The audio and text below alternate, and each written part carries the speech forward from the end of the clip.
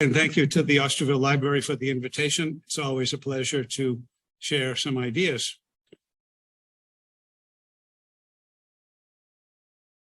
Maybe. Here we go.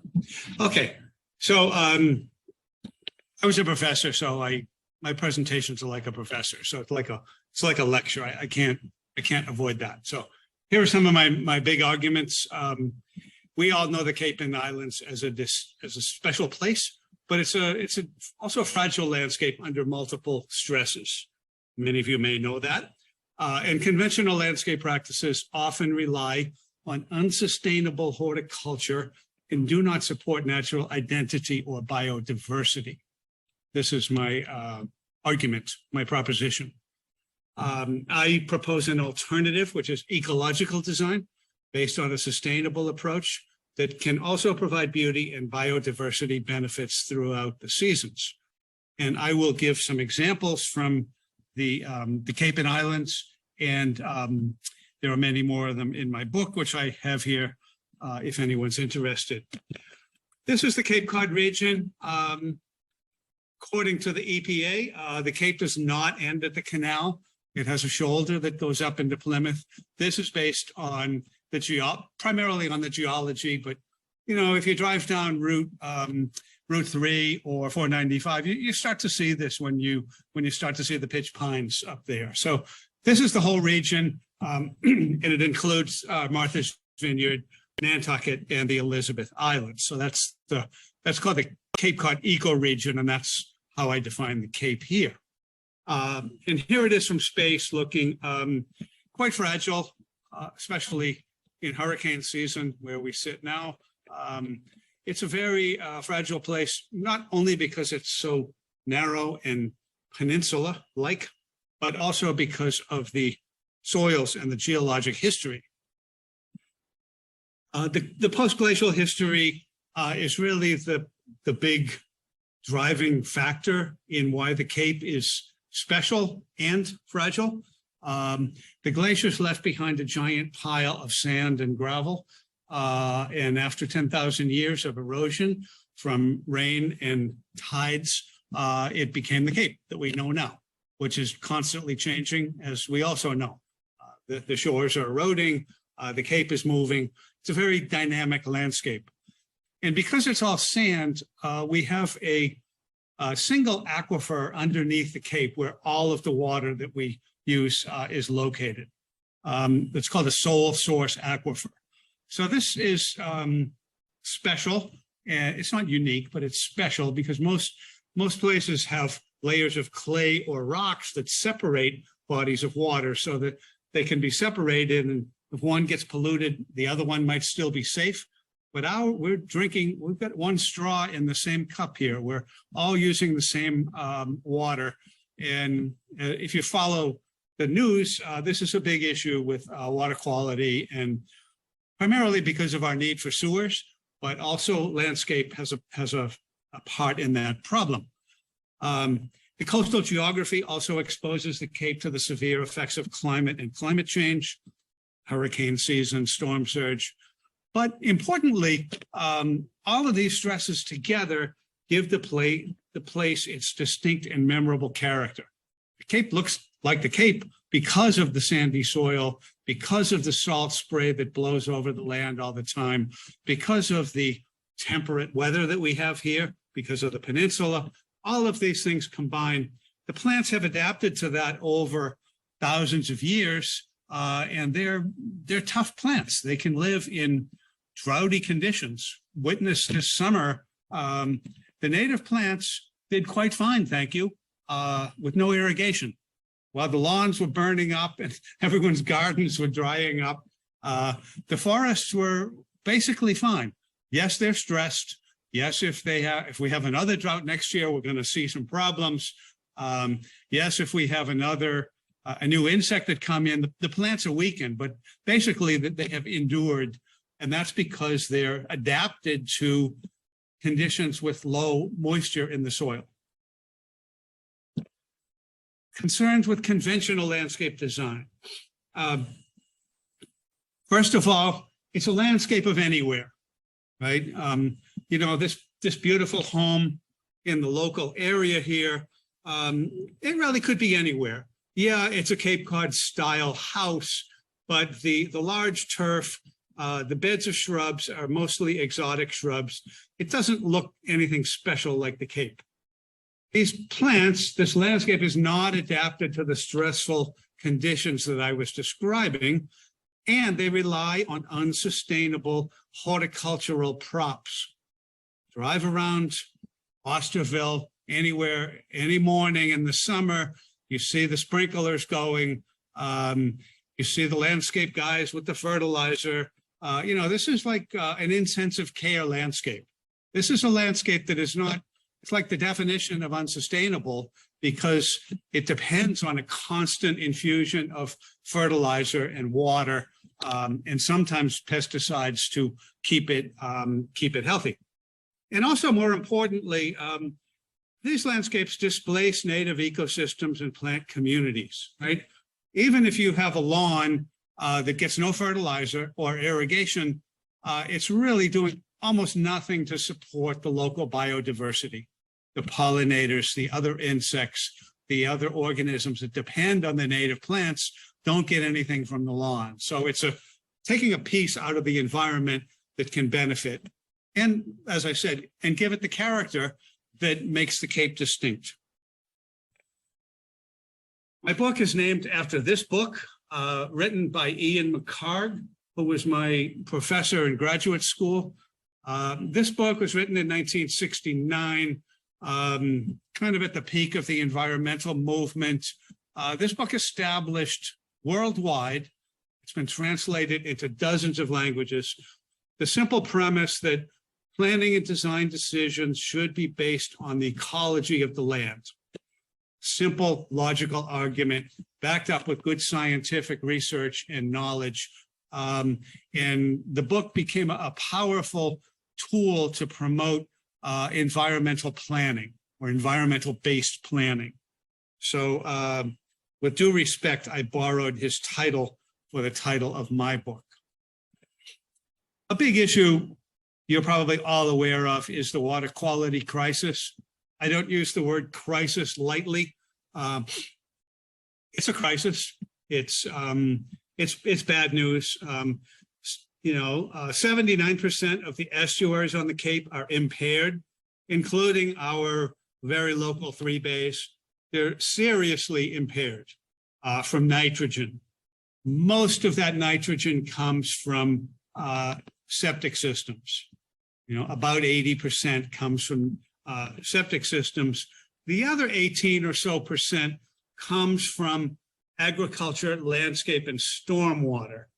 And the landscape and stormwater is the piece that my proposal addresses. Yeah, it's not the bulk of it, but it's a part of it. And if you look at the price tag for addressing the sewer, right? Town of Barnstable, wastewater plant, 1.4 billion with a B, 30 years. Does that put everybody on the sewer? No. Is that a complete solution? No. So do we need sewers? Yes, of course we need sewers.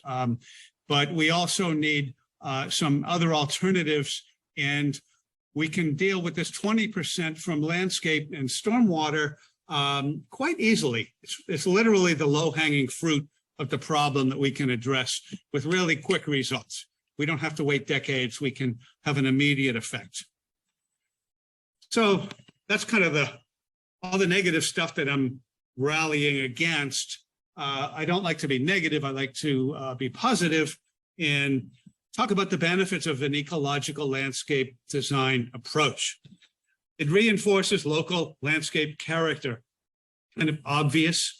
If you use the plants that are common to the region, it will look like the region. Yeah, of course, right? We seem to have forgotten that. It can be beautiful in all seasons. It's sustainable and water friendly, as I mentioned. These plants are adapted to low moisture conditions, which are very common because of the sandy soils. They're adapted to environmental extremes, including salt spray, heat stress, and they have a net positive environmental footprint. They provide habitat, they stabilize the soil, and they support local biodiversity. This is an important message that the native insects, native birds, migratory birds, they all depend on native plants. It turns out a lot of our native insects are fussy.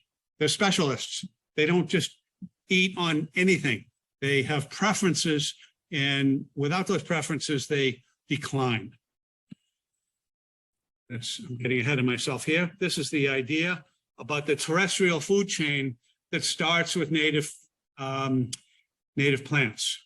We start with plants, the native plants like the New England aster shown here, currently in bloom, a beautiful fall flowering native wildflower. And our native insects are adapted and have preferences for these native plants. And then in turn, these insects become the feed for our native birds. Especially the migratory birds have tremendous need for protein to raise their young. They have to eat a lot of caterpillars. So the plant to insect to birds is a big part of the food chain on the terrestrial environment and absolutely depends on native plants to work. So it's another reason why we should do this. Yes, hydrangeas are beautiful. Yes, roses are beautiful, but they don't do a lot for the native pollinators in the food chain. So the bottom line is native plants support local biodiversity. If you want to read more on that, this is the man to read, Doug Tallamy. He's written several best-selling books. I didn't check the library, but I imagine some or all of them are right here downstairs. He makes the simple argument that the native species are our best hope to support the biodiversity crisis, which is another crisis, not local to Cape Cod, but a global crisis. Species decline is crashing. His argument is if everybody could plant native plants in their yard, doesn't have to be the entire yard, but some of it, he calls it a homegrown national park. We could really contribute to the amount of habitat for these species. And he has found through his research, he's an entomologist. He seriously studies the insects and the plant relationships. He's found that the oaks are hands down the best native trees to support native biodiversity. And we have a lot of oaks here on the Cape and Islands, the scrub oak, the white oak, the black oak, the red oak. They're all growing here. They're all adapted here.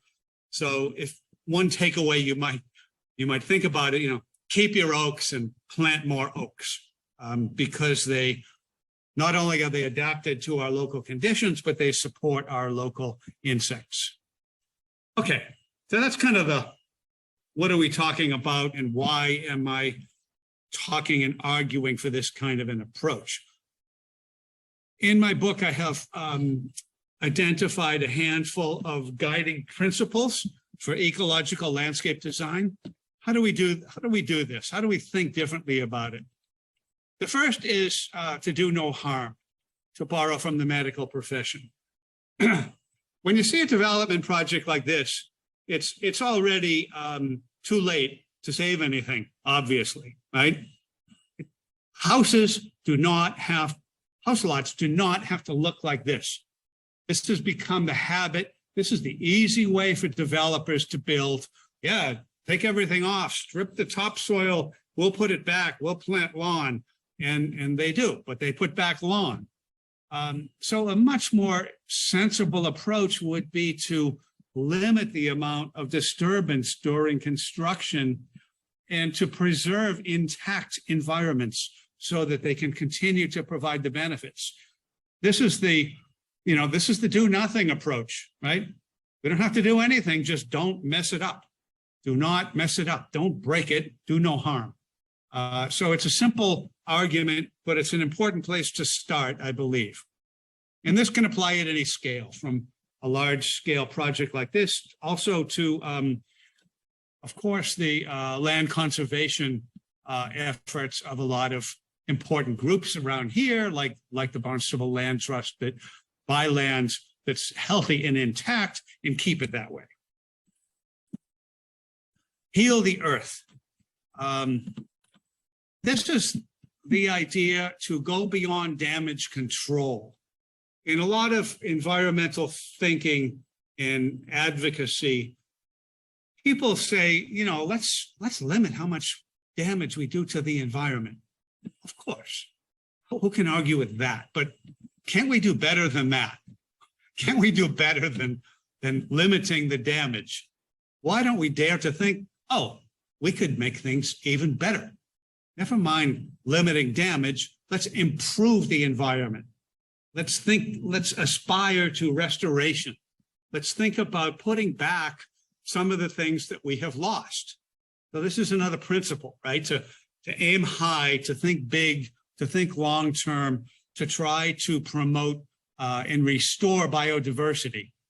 You know, Cape Cod has been abused by people ever since the Europeans arrived here, right? I think you all know that, you know. When the Europeans came here, the Cape was virtually completely forested. The Wampanoag people had a light footprint on the land. They didn't clear cut large areas. Yes, they had fires to make small patches of agriculture. But when the Europeans came, the forests came down completely. The soil blew away. And the forest that we see now is a third or fourth generation of that. So there's a lot of work to be done here to restore the environment of the Cape, keep it special. So when we think about ecological design, it is well to think about, you know, this is an answer to why. What do we get out of it? We get what's called ecosystem services. Those are the benefits that the natural environment provides to humans. Everything from the clean air we breathe, to stabilizing our coastlines, to the food we eat. Much of it comes from the environment. And the global environmental community now thinks in terms of ecosystem services. This is a kind of a objective way to put a fine point on, like, what do we actually get from that? Economists will put economic value on this. You know, go back 2 weeks ago, Florida, like, right, okay, Florida got slammed by the hurricane. Guess what? Barrier islands really shouldn't be developed because the barrier islands provide a natural buffer from coastal flooding. Even before sea level rise, coastal flooding was a problem. Environments that have barrier islands, environments that have mangrove swamps around the world have a natural buffer against storm surge, storms, tsunamis, you name it. When you take those away, you start to have a problem. You have to make up for that with artificial benefits. I'm digressing a little bit. Back to landscape here. Here's a diagram of native plants showing the incredible depth of the roots of a lot of native plants, over, you know, up to 10 feet deep. How do the plants survive the drought? This is how they do it, right? They're not just have shallow roots 2 inches below, like on the far left of this diagram is turf grass. You see the shallow roots on the turf grass, a few inches versus many feet. This is the biggest difference between that, and this is why native plant communities can survive the droughts when lawns cannot. And then when you have this, these plants are providing biomass for animals to eat, flowers for pollinators, and beauty for human enjoyment and benefit. So if there's one argument, one suggestion I would make, this is it: plant less lawn. Lawn has become a default, knee-jerk, unquestioned, automatic response for landscapes. What are we going to put there? Oh, well, we're going to put lawn, of course, right? Oh, we'll put a few beds of shrubs. Do we really need all this lawn? Think about all the lawns that the only people who walk on them are the landscapers who mow them every week. You know, we have gone way off the deep end on this, going back to borrowing ideas from England, where lawns are more sustainable and natural because of the climate. It's become a cultural norm. It's become accepted. It's changing, I'm happy to say. And it doesn't have to be a total prohibition of lawns, but less lawn is the best place to start to have a more ecological approach. There's a big lawn on the left. This is Craigville Beach. This is, you know, the ocean is a few meters behind this house, you know, so this is not a place where lawns want to grow. It's basically growing what used to be a sand dune. Takes a lot of irrigation, a lot of fertilizer to keep that lawn looking like that. A small lawn like this on the top right looks, it provides a place for people to sit and enjoy and play, but it doesn't have to be extensive. And on the bottom right is a moss lawn. How about that, right? You know, people like me Google things like moss lawns, and it's always shocking to me. Moss lawn, Google automatically thinks like, oh, how do you kill moss in the lawn? Like, no. I want to kill the grass in the moss lawn, because the moss is perfectly adapted to sandy conditions. I think it's beautiful. I've been to Mecca of moss, which is Kyoto, Japan, in the Zen gardens. Centuries of cultivation of moss lawns, because it makes a beautiful, serene, sublime landscape. I've grown a lot of them myself, and there's a number of them around where people have figured it out, like, oh, why don't I do the moss lawn? I don't have to mow it. All you have to do is blow the leaves off it in the fall. Doesn't like to be buried in leaves. That will kill the moss. And a little bit of weeding to get it established. Another principle is planting the gaps. This is on the left is the common way that landscapes are planted. Large beds of mulch with a few plants in them, you know, and then I can always tell when it's spring around here without even opening my eyes. I can smell the mulch. Everybody wants new mulch on their beds. And when it's taken to an extreme, the mulch becomes really deep and it becomes unhealthy for the plants. But also the mulch provides a perfect environment for weeds to grow. It's like, hey, come on here. There's plenty of sun, there's moisture, it's irrigated, come on here. Versus on the right is what we call a green mulch, or a dense cover, planting the plants close together and densely so that there's no soil showing, so that there's no weeds that are growing.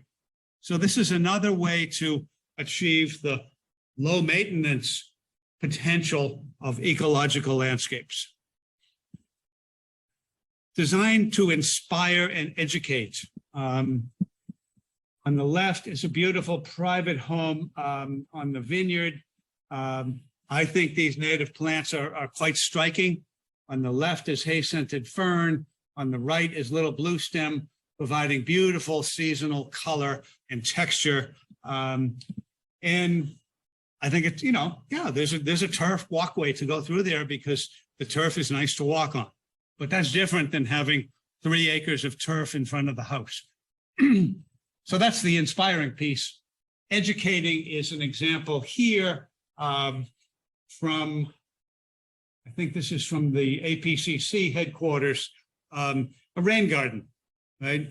To take the stormwater from the roof and from the parking lot and use it, put it into a basin and let that basin become intentionally wet. And then it can support native plants and it can collect, filter, and infiltrate that water into the ground. Go beyond right plant, right place. right plant, right place is one of the great mems of horticulture, right? And master gardeners know this well. And of course, it's logical. Of course, it's the right thing to do. You know, you don't put plants that need wet soil in sand and vice versa, right? You don't put shady plants in the full sun. So it's the first principle of horticulture. I'm not arguing with that, but I'm saying, can't we go beyond that? Can't we restore environments? Can't we create environments that support local biodiversity? Can't we create environments that celebrate the beauty of native plants? This is my backyard in Western Mass, where I have grown this. I got about a quarter acre of ferns that grew spontaneously after I removed some trees, and it is absolutely stunning all summer. You know, it is native plants. They're waist high, they're lush, they're fertile, they're green. I think it's quite beautiful and very low maintenance. Plan for stability, expect disturbance to build resilience. Cape Cod has a history of fire. Because we have sandy soil and often droughty conditions, we're vulnerable, we're sensitive, we're susceptible to fire. This is after a burn over in Katuitt at Crocker Neck. This was an intentional fire, controlled burn. But you can see how the pitch pines survived the fire, no problem. Pitch pines are adapted to fire because of their thick, corky bark that resists the heat of the fire. And the huckleberry and blueberry in the ground cover responded in a spectacular fashion after the fire. Lots of sunlight coming in here, just an explosion of new growth in the understory. Over time, the canopy will fill in more. Some of this ground cover will fade a little bit, but it's the idea of managing an environment to kind of direct and influence the way things change. And that's the next principle, management, not maintenance. A little bit of a semantic fine issue here. Management implies keeping things as they are, right? You manage a lawn, you mow it 20 or 30 times a year, you keep the lawn the same way year after year. That's management. Sorry, that's maintenance. Management is choreographing and influencing change. So here's an example of a wooded edge next to a meadow. In the top diagram, you can see the meadow comes right up to the edge of the forest, and that is maintained by mowing. If you don't maintain the meadow, it will become a forest in New England, including Cape Cod. On the bottom here, you can see the woodland edge has been allowed to migrate out into the meadow, creating what I call the stepped edge, a zone of different heights of shrubs that creates a beautiful border to the edge of the meadow. And this can be done through management. Mow less, selectively remove certain species, maybe introduce some other species, but this whole idea of influencing and directing change.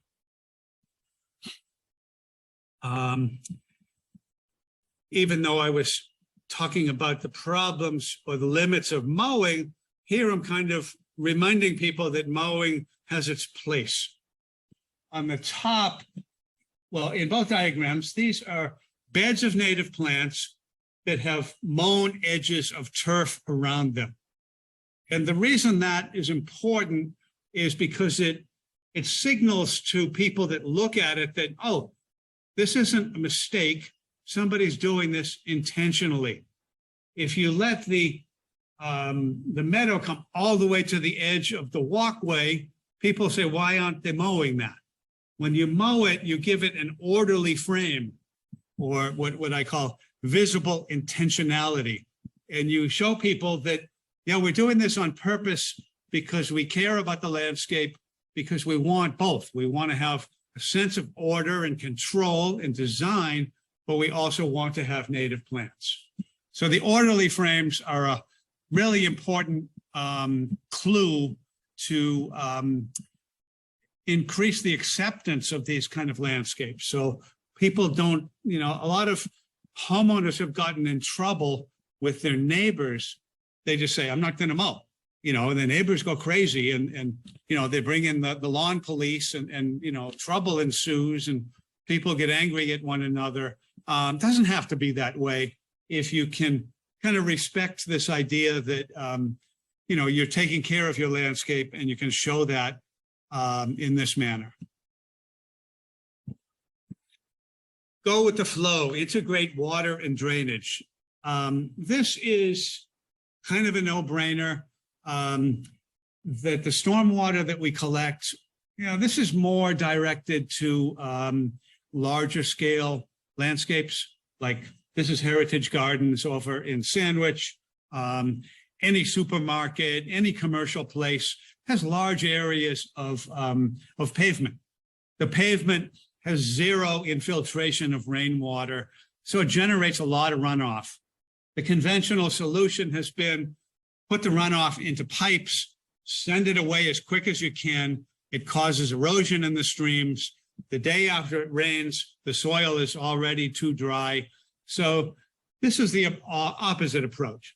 Collect the water locally, collect it in low basins that can support native plants, and let that water infiltrate into the ground where it will replenish the aquifer and the soil can clean the water.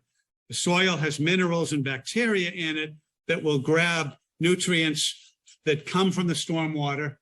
Believe me, the stormwater that comes from a parking lot is not clean.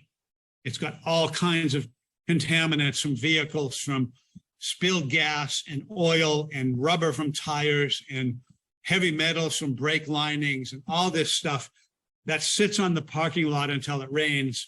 So it's a kind of a toxic bit of runoff.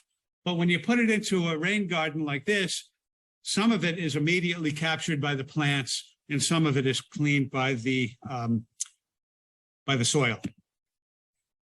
Okay, so those are some of the principles. I have a few more in the book. The approach that I'm recommending is based on plant communities. These are associations of plants that have evolved with the local ecology, that are adapted to the regional conditions. They support the local sense of place that look like Cape Cod. They can be designed, importantly, they can be designed. This isn't a hands-off approach like let nature take over. This is like, no, we're going to invite nature in, but we're going to be the boss. We're going to manage and direct the way it goes. So we can manage for stability. We can say, I love this beautiful grassland shown on the bottom, or we can say, oh, no, I want to have some native shrubs in there. I'd like to see some bayberry and beech plum growing in this meadow. The plant communities are the essence of sustainable landscapes because they're sustainable. They have lived for centuries and many, many generations on their own. They have adapted to local conditions with minimal care. They self-reproduce. The trees in the canopy produce seedlings that are in the ground layer. When a tree blows over in a storm or burns in a fire, the replacements are already there in the ground to come up. No fertilization or irrigation, obviously, in a forest like this. Are they adaptable to future climate conditions? This is another proposition argument that I make in the book, that the plants on the Cape are perhaps, or arguably, pre-adapted to future climatic conditions, like last summer, right? Severe drought. The native plants, they've seen that before. They can handle that. In other places, the native plants are adapted to occasional flooding because they've seen that before and they're adapted to that. So, but especially here, because of the severe sandy soils that we have, the plants have to be adapted to drought, and our native plants are. Plant communities reinforce regional landscape character. in all of these visual terms, the form, scale, color, and in the time of blooming and fruiting and fall color. But we can meet nature halfway. We can design plant communities so that they meet our needs as well as the environment. This is one of my favorite gardens on Martha's Vineyard on Chappaquiddick. I'll show you at the end. This is a nice sitting area surrounded by hay-scented fern, a native fern that is very rugged, robust. Hay-scented fern is one that you don't have trouble growing it in the sun. You have trouble stopping it. It keeps going, but there's ways to do that, believe me. So designing plant communities is saying, okay, let's use some of these plants. We don't have to replicate exactly everything. We can say, oh, I really love the grasses, or I really love the bayberry or beach plum, and kind of selectively use that in a designed way so that what we can call strategic editing. We can remove certain species, we can add certain species to achieve the results that we're after, called designed plant communities. Here's a nice quote from Edith Roberts and Elsa Raymond from American Plants for American Gardens. We can't read that because of my picture there. These are the plants that they've adapted to the sandy shore. They're storm-tossed, gale-bent, weather-gnarled. Exposure is the source of their significant beauty. This is a bayberry at the edge of a dune on the Cape, right? I think it's beautiful because of its gnarled, twisty, tenacious habit shown there. So this is part of the rugged natural character I'm talking about. Here's another example and a quote by Robert Finch, a Cape Cod author, who writes about the stunted plants growing on poor soil that don't dominate the low hills, but fit in proportion to them. And this is a beautiful grove of sassafras trees on Nantucket, perfectly adapted, but kind of showing all the struggles that they've had over their lifetime, getting beat up by the wind and the salt spray. In the book, I identify 6 principal plant communities of the Cape and Islands, basically following from the shore to the most inland portions of the Cape. I'll go through these very briefly here. Of course, the sand dunes are at the edge.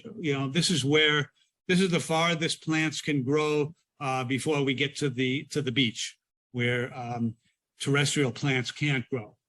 The sand dunes are very special, very iconic part of our environment. They shouldn't be developed, but many of them are. There's thousands of people that live on sand dunes around the Cape, and here's a great opportunity to rip up the lawn and put in the beach grass, which is obviously totally adapted to growing in pure sand. No irrigation, no fertilizer, pure sand, almost no nutrients. And then with just a little bit of shelter, you can have beach plum and bayberry will come in and survive there. And here's an example in a designed landscape where on Nantucket, where someone has kept the dune grass and the seaside goldenrod, made a little path out to a cabana here. So this is an example of a sensitive development of a sand dune environment. Moving inland are the sand plain grasslands or heathlands. These are relics from grazing history of the Cape and Islands. In the 19th century, when a lot of agriculture had failed and people had given up on it, sheep grazing became very popular on the Cape. It was a kind of a madness, a mania to raise sheep for wool. The wool was sent to the mills and turned into textiles. It was a way to make a living on really poor soil. And while the sheep were here for not that long, 50, 70, 80 years, these grassland communities developed that were both adapted to the heavy pressure from grazing, but also to the really sandy soil. And now these are recognized as a kind of a globally rare plant community on the Cape and Islands, with a special kind of beauty that really comes into play at this time of year with the fall color, when the blue stem and the switchgrass turn their fall color that lasts throughout much of the winter. Again, it's part of the identity of the region, I would say, and perfectly adapted to the conditions. Moving a little further inland, we have coastal maritime forests, a little bit of shelter from the sea spray and the heavy winds of the coast. We can have some more trees growing, like black cherry, eastern red cedar, scrub oak. We have a kind of a small dwarf forest that is quite a beautiful place to live, because you have a great sense of the sky and openness and sun, long views, but also some sense of enclosure and privacy from these plants that go up above eye level. Pitch pine, scrub oak forest, and pitch pine barrens are a special environment on the Cape. A little more protection from salt spray, a little further inland, very fire tolerant, and it's kind of very much stunted by the tough growing conditions. These are not towering forests. These are 30, 40 foot tall, mature forests that have a beautiful look of crooked, gnarled age. I find them kind of magical to walk through, as I tried to capture in this photograph here. As we get more into the middle of the Cape and Islands, we get enough shelter from the salt spray and the winds, we can have real forests. And closer to the coast, we have a pine oak forest, and more inland, in the most inland portions of the Cape, we have a coastal hardwood forest. And this is kind of the future of many of our forests, because we suppress the fire. And when we suppress fire, we favor the oaks and ashes and beech over the pitch pine. So the pitch pine is kind of losing out unless there's fire, and then the pitch pine can survive the fire when the other species don't. So those are the plant communities of the Cape and Islands. So I talked about the principles, talked about the plant communities. Now I have what I call a toolkit, ecological landscape design toolkit. Some ideas, some strategies, some techniques that can be used to achieve these results that I've been describing. First is thinking about alternatives to turf grass. Right? In addition to smaller lawns, we can think about alternatives that, I don't want to turn my front yard into a forest. I like to have the sun. I like my views. I want to keep it open. What can I do instead of turf grass? One idea is a lawn, a no-mow fescue lawn. We have an example of this right around the corner here. I'll talk about in a minute in front of the Clean Water Coalition.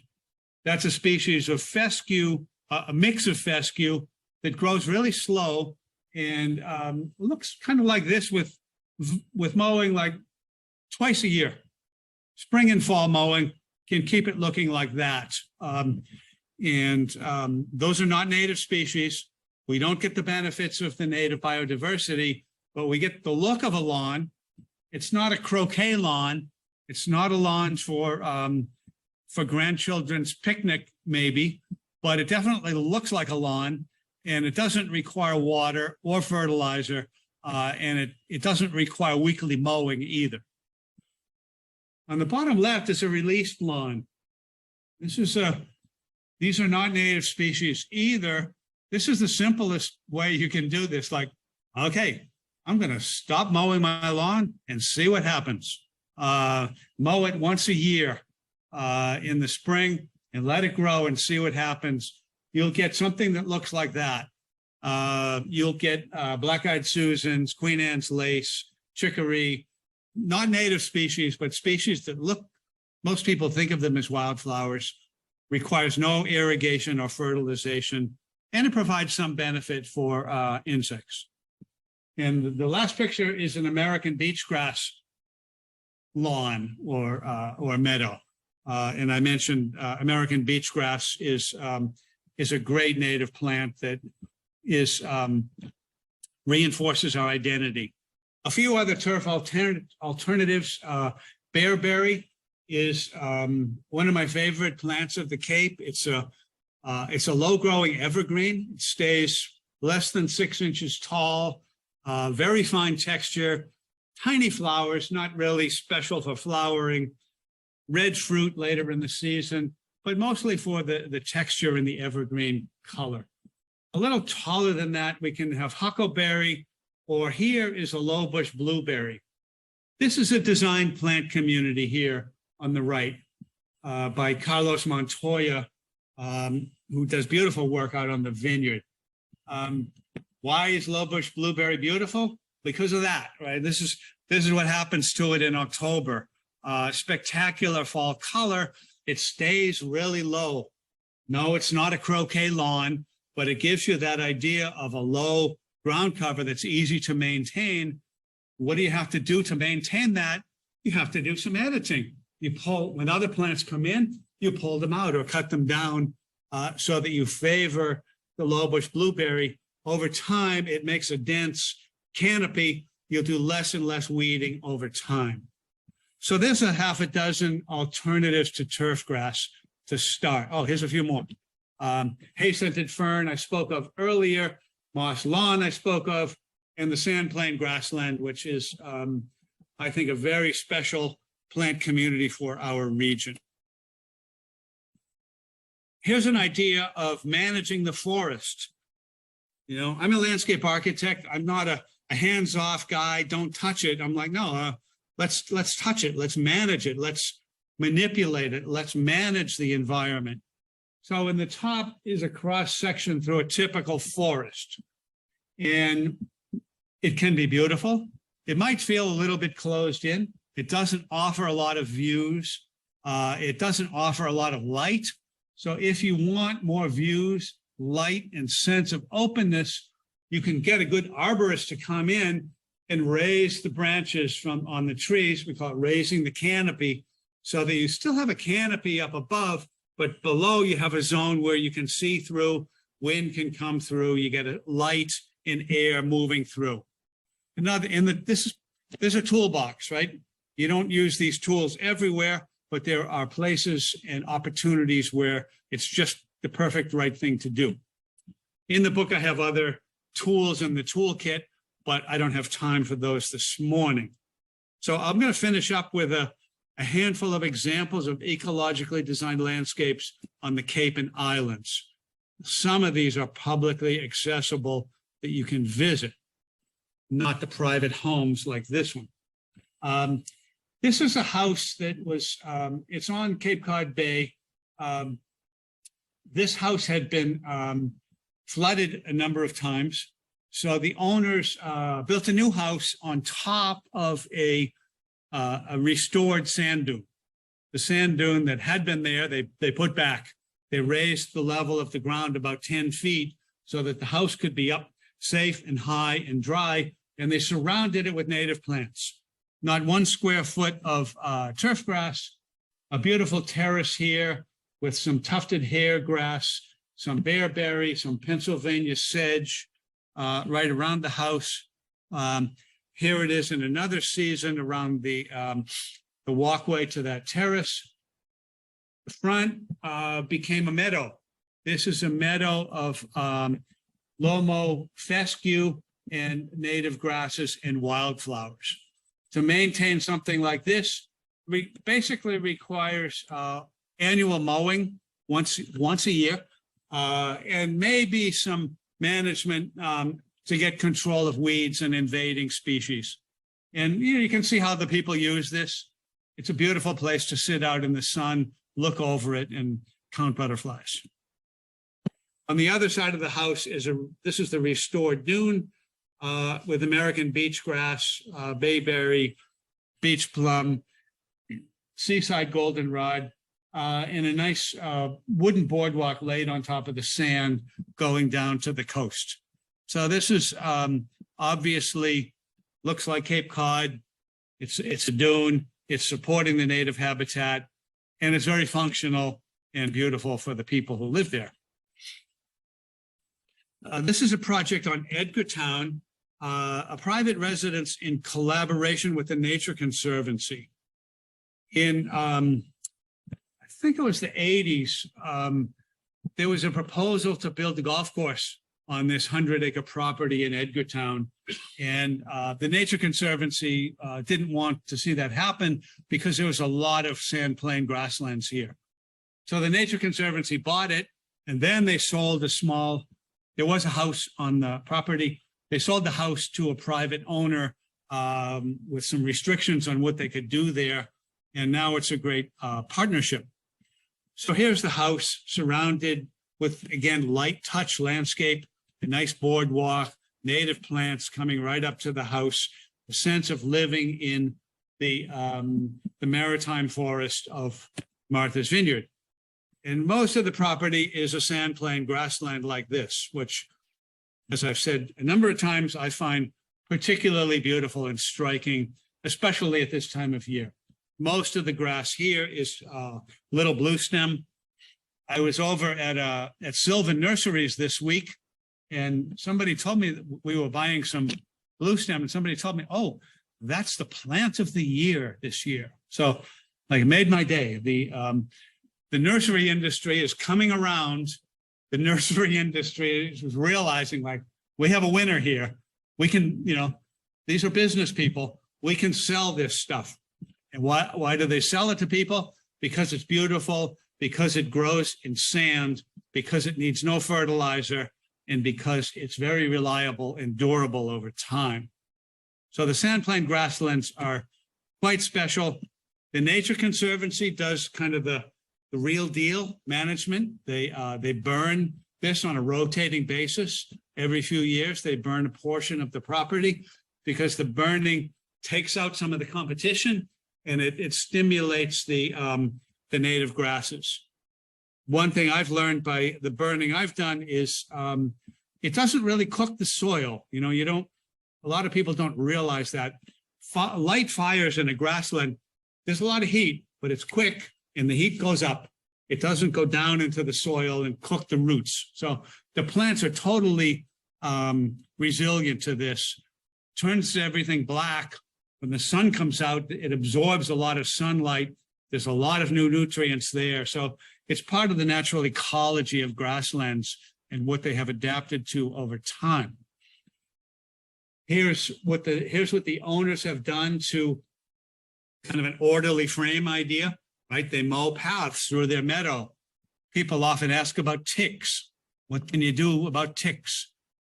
I just had one this week, you know, like, it's no fun getting tick bites, but we can't totally eliminate the ticks, you know, unless we have a concrete terrace, but we can get some distance from them. If you have a wide path, much less likely you're going to get tick exposure than if you walk directly through the tall grass. Here's an example, a library on the Vineyard in West Tisbury. They built a new library a decade ago, and they wanted the landscape to make a statement about native plants and being good citizens of their watershed. They realized that they're not being good citizens of their watershed if they have large areas of turf grass that are irrigated and fertilized. So they planted native plant gardens all around the library. In the front of the library, this is a path through the parking lot to the main entrance, is a kind of a show garden of native perennials and wildflowers. Baptisia, Amsonia, some shrubs in there, mountain mint, Rudbeckia, a beautiful, it's kind of a new version of a perennial border, but all native species. So it's another design plant community. People pick the ones they want for ornamental interest, for blooming throughout the seasons. And of course, it supports the native pollinators very effectively. In the back of the library, they call it a habitat garden. a taller meadow, a little more wild, with goldenrod and boneset here. That's perfect for the native insects. This is a very special project over in Yarmouth at the International Fund for Animal Welfare. These are the people that rescue the dolphins and the whales and the turtles and all the poor critters that end up in trouble around here. And this is their world headquarters. The building is a rare example of fine contemporary architecture on the Cape, in my opinion. I think it's a striking, beautiful building, but the landscape is very special. This was a brownfield site. This was a contaminated site with a lot of toxic material in the soil. Conventional development would require very expensive permitting and remediation and removal of that material and taking it somewhere to dispose of it. Instead, they buried that material and built landforms on top of it with clean soil, saving money, saving time, and building this beautiful habitat that is a nice example of a meadow, creating a meadow once a year. Mow it. They have a deck around the building where you can sit and look at the meadow, and it works very well for them. This is the landform that they created to look like a drumlin, which is a common glacial feature, with native wildflowers, switchgrass, and eastern red cedar trees.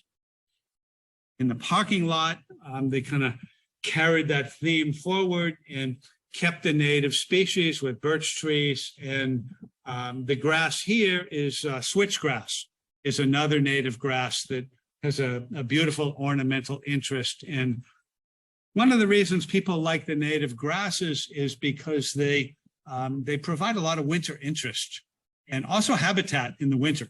All winter long, the tops of these plants are seeds, and those seeds provide food for native birds and insects throughout the seasons.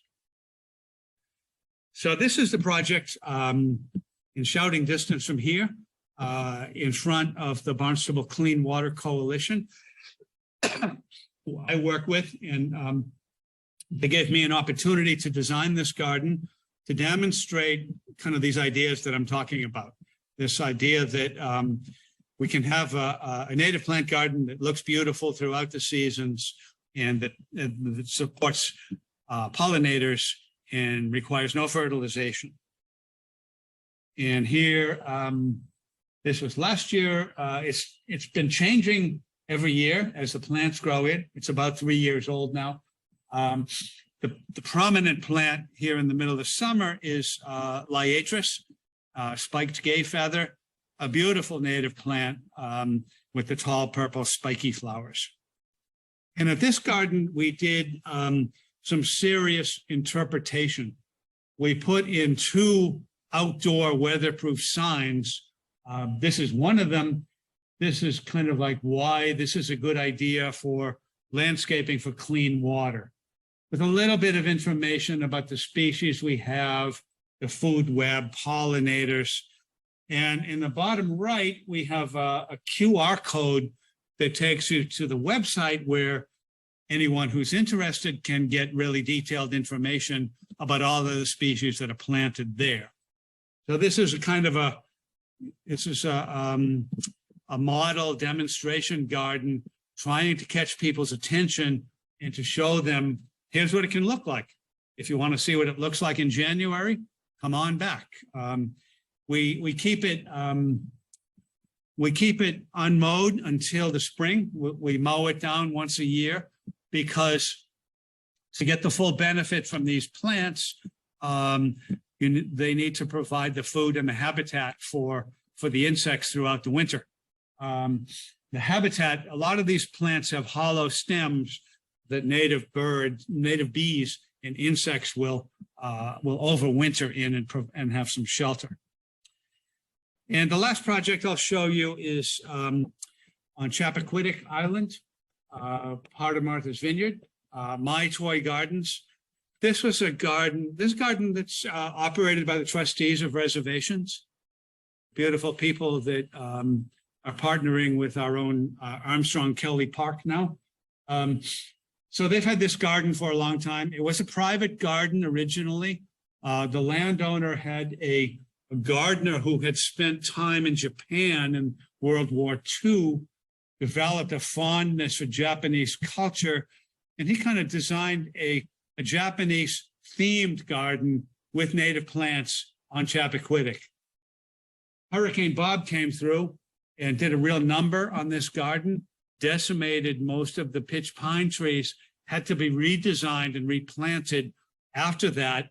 And that landscape has now fully matured, including this entrance walkway with a beautiful alley of white birches mixed with the tall native rhododendron maximum. Inside the garden is a beautiful pond with a Japanese-styled footbridge.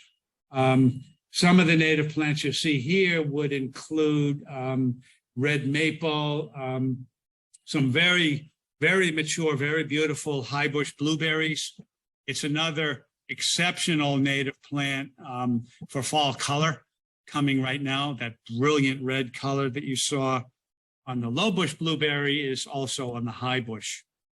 And it's really a delightful garden to visit. It's a kind of a typical Japanese strolling garden, places to walk through with different views, places to sit, contemplate the world, nature, the beauty of it all.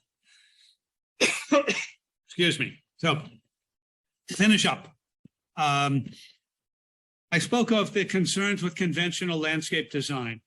It has problems, right?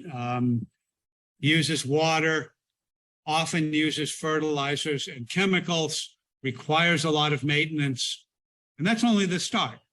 The other part is what it doesn't do, right? It doesn't provide any habitat. It could be anywhere, you know. Turf grass and most nursery shrubs could be seen anywhere. Blindfold somebody and wake them up in Cape Cod in these landscapes, they're not going to say, you know, where are you? I don't know, New Jersey, Long Island, Connecticut, you know, it could be anywhere. But the native plants reinforce that sense of place and the local character. And there are ways to do this. There are different ways. The landscape industry is still learning these new ways.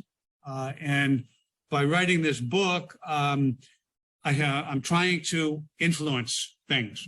That's my agenda. I'm not selling anything. I do have some books. I am selling something if you're interested. I'm selling books if you're interested. It's also available by Amazon, of course.